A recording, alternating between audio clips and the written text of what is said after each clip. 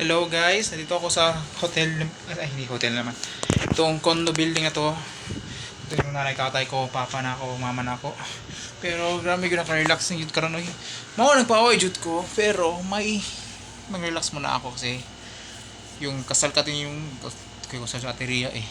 Si Ateria yung dating bantay ko, pero nandito muna ako. Ah, napaka sobrang relax ka. Look in here, this building. Alright, I'm here. One of the doors closed.